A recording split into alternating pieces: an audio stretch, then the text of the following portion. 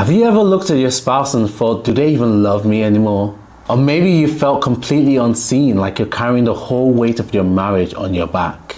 If you've ever felt emotionally empty in your marriage, like the love is there in theory, but not in reality, this video is for you.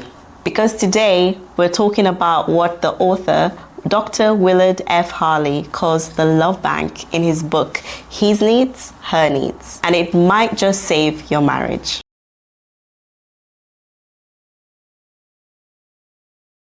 There was a time in our marriage where I honestly felt unloved. For me, physical touch is huge, it's how I feel close. But during one season, Shari just stopped. No hugs, no casual touches. It made me feel disconnected and unwanted, and I started having these dark, silent thoughts. Does she even desire me anymore? And I hated how that opened the door to temptation in my life. And for me, early motherhood was a breaking point. I felt like I was doing everything alone. We were like two ships passing in the night. I was exhausted, emotionally starved, and honestly, I wondered, does Isaiah even care? I remember thinking, is this it? Is this how it's always going to be? But then we talked. We really talked, and it changed everything. When Shari started being intentional with physical touch again, I could feel her love again. Something as simple as a hand on my shoulder when she was passing by, or a hug that lingered just a bit longer. Those small moments carried big meaning. It wasn't just the action, it was the message behind it. I see you. I love you. I'm here. And I knew I had to respond. Her effort touched my heart, and it made me want to love her better in return. Isaiah started doing acts of service, not just chores, but things that mattered deeply to me. He'd sort the kids for bedtime so I could sit in silence and just breathe. He'd prep meals and clean the kitchen without me asking. It made me feel cared for, not just functionally, like doing the chores, but also emotionally. Each act said, "You're not alone. I'm carrying this with you." That filled my tank and softened my heart in a way that words couldn't. If you feel like your marriage is stuck in an emotional drought, you're not alone. Maybe you've been going through the motions, living in the same house, but emotionally worlds apart. Maybe every conversation feels tense or shallow, or you've stopped hoping for real connection because it feels too far gone. But there is a way out, and it starts with understanding how deposits and withdrawals work. Just like a bank account, every interaction in your marriage either builds emotional security or chips away at it. A kind word, deposit. A forgotten promise, withdrawal. Over time, these little moments accumulate into either trust or tension, intimacy or isolation. It's like planting seeds. You don't see the results straight away. But over time, those daily deposits, those small acts of kindness, affection, and understanding grow into something beautiful and secure. And just like neglect or careless words can dry up a garden, they can drain your love bank too.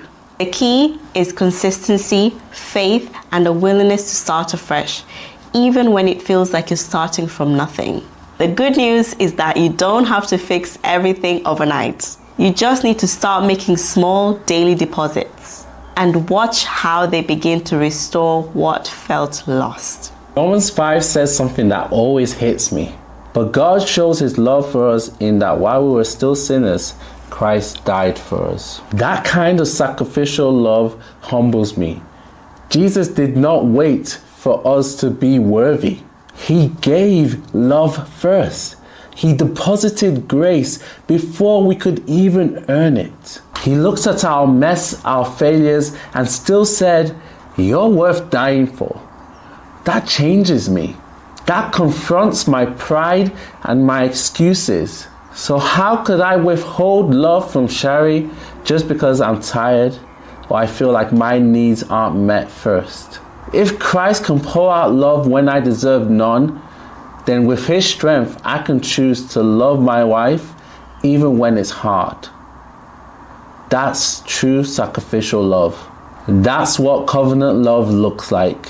That verse reminds me that deposits in marriage aren't about what our spouse deserves. They're about who God calls us to be. It's not a reaction to their performance, it's a reflection of God's character in us. When I think about the times Isaiah may not have noticed my efforts or met my expectations, it would be easy to shut down. But God doesn't treat us that way. He loves us first. He gives us grace without keeping score. And that reminds me, my role in marriage isn't to evaluate Isaiah's worthiness. It's to faithfully love him as an act of worship to God. That's a different kind of motivation, one rooted in obedience, not just emotion. And Hebrews 3:13 tells us, encourage one another daily, so that none of you may be hardened by sin's deceitfulness. Daily encouragement is a deposit. Every time you affirm your spouse, offer a kind word, or express gratitude, you're adding to the emotional reserve that sustains your relationship. And the lack of it, that's a withdrawal. Silence where there should be affirmation, indifference where there could be kindness. These things slowly drain the trust and emotional safety in your relationship. Over time, a string of missed encouragement can leave your spouse feeling empty, unnoticed, and unloved. That's why it's not just about big moments, but about being encouraging in the normal daily rhythm of life in your marriage. Withdrawals happens in the small things. Like when I used to come home and just shut down. I was tired, yes, but I didn't realize how I was emotionally abandoning Shari in these moments. I'd grab my phone, sink into a game, and play it all night, thinking I'm just relaxing.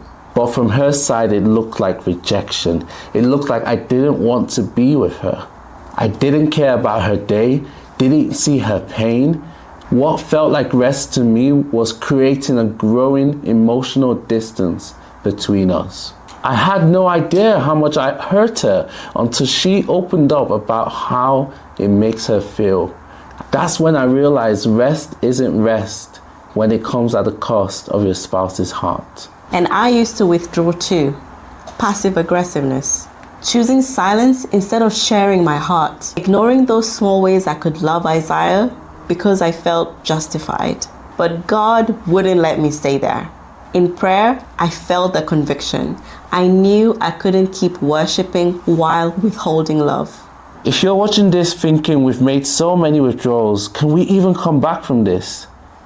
The answer is yes. It might not feel like it right now. Maybe you're tired. Maybe you stop believing anything can change. But healing starts with one small step, one intentional act of love, one honest conversation, one prayer asking God to soften your heart. You don't have to rebuild the whole house today. Just open the door. Let that be your first step. Listen to what your spouse actually needs, not what you think they need.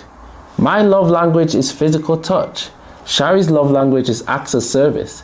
If I keep giving Shari hugs rather than helping her with the kids, I'm not actually making a deposit. Deposits don't have to be dramatic. They just have to be intentional and repeated. Ask your spouse, what encourages you? And when they answer, write it down. Practice it. Build stamina. If you both feel overdrawn, start small. Take a retreat day. Pray, talk, apologize, and then choose one action. Stick with it for a week. Then check in. Then add one more. It's not about being perfect. It's about being present. Being faithful and letting God's grace meet you where you are. Marriage is like a love bank. Every act, every word, every touch or lack thereof is either a deposit or withdrawal. And over time it adds up. That's the insight we gain from reading the book His Needs, Her Needs, and how it's reshaped how we tackle emotional intimacy in our marriage. But here's the good news. With God, there's always a path to restoration, always a way to begin again. So what will be your deposit today? And if this helped you, share it with another couple who might need a little hope. You never know what one video, one honest story can do. Subscribe because we're just getting started. And remember, we are not perfect. We're two equally yoked people who have chosen to fight for love. See you in the next one.